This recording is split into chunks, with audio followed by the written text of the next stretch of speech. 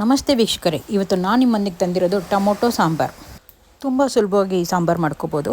ಯಾರಿಗೆಲ್ಲ ಮೈ ಹುಷಾರಿಲ್ಲ, ನಾಲ್ಗೆ ಟೇಸ್ಟ್ ಸಿಗ್ತಾಯಿಲ್ಲ ಅಂತ ಯಾರಿಗೆಲ್ಲ ಅನ್ನಿಸ್ತಾ ಇದೆಯೋ ಅವರು ಈ ಸಾಂಬಾರು ಮಾಡ್ಕೊಳ್ಳೋದು ತುಂಬ ಈಸಿಯಾಗಿರುತ್ತೆ, ತುಂಬ ರುಚಿಕರವಾಗಿರುತ್ತೆ. ಊಟ ಬೇಡ ಬೇಡ ಅಂದ್ರೂ ಒಂದು ತಟ್ಟೆ ಅನ್ನ ಆರಾಮ್ಸೆ ಊಟ ಮಾಡ್ತೀರ. ಮತ್ತೇನಪ್ಪ ಏನು ಮಾಡೋದು, ಸಾಂಬಾರು ಒಲೆ ಹಚ್ಚಿ ಅಡುಗೆ ಮಾಡೋದು ಹೇಗೆ ಅನ್ನೋರು ಕೂಡ, ಸೋಂಬೇರಿತನ ಇರೋರು ಕೂಡ ಇದು ಮಾಡ್ಕೊಬೋದು, ಈಸಿಯಾಗಿ ಮಾಡ್ಕೊಬೋದು. ತುಂಬ ರುಚಿಕರವಾಗಿರುತ್ತೆ. ಈ ಥರ ಒಮ್ಮೆ ಮಾಡ್ಕೊಂಡು ತಿಂದು ನೋಡಿ, ನಿಮಗೆ ಗೊತ್ತಾಗುತ್ತೆ. ಮತ್ತೆ ನೀವೇ ಮಾಡ್ಕೊಳ್ತಾ ಇರ್ತೀರ. ಜಸ್ಟ್ ಮನೇಲಿರೋ 4-5 ವಸ್ತುಗಳಿಂದ ರುಚಿಕರವಾದ ಸಾಂಬಾರು.